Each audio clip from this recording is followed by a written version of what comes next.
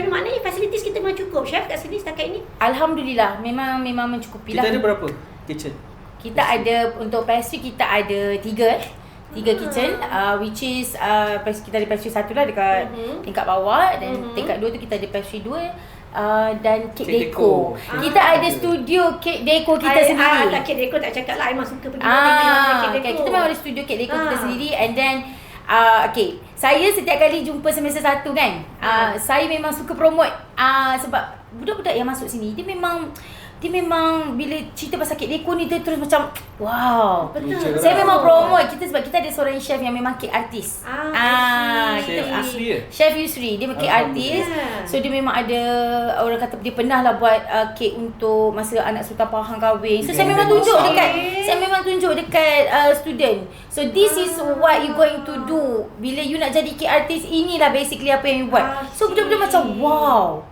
Dia tak berani nak cake Ada tak artist. yang chef tu punya hasil tangan dekat dalam bilik? Banyak. I tak perasan sebab I selalu nampak je student. Selalu kan nampak jangan sentuh. Tangan tu gatal je nak sentuh. Geram kan?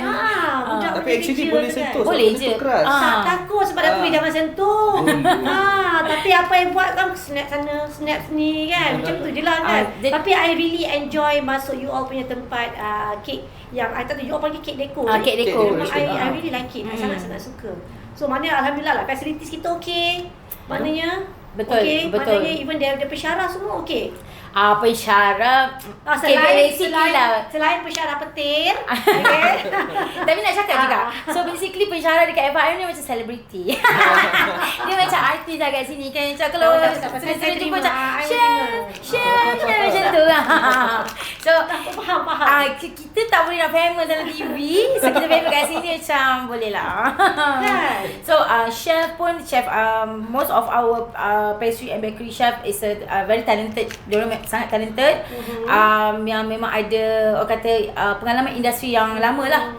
Jadi basically itulah, kita memang perlukan orang kata apa, skill daripada chef-chef ni untuk kita bagi dekat student kita kan? And alhamdulillah kebanyakan student kita yang keluar, okay, memang ada yang dah bekerja sampai dekat overseas, ada yang dah bekerja dengan hotel, dan juga jenama pastry yang famous lah. Saya ada macam yang memang yang ni memang rapat dengan saya ni, ada 3 orang. 3 orang pelajar kita bekerja dengan, Madam pernah dengar Suka Dessert? Suka Dessert? Of course saya tahu. Suka Dessert. So basically memang bila tak dapat tahu diorang dapat bekerja dengan Suka Dessert tu kita punya student ke apa? Ada. Ya, 3 orang ada. What do you mean by student kita? The student kita owner? Ada. Dia bekerja lah dengan dia bekerja dengan Suka Dessert tu lah.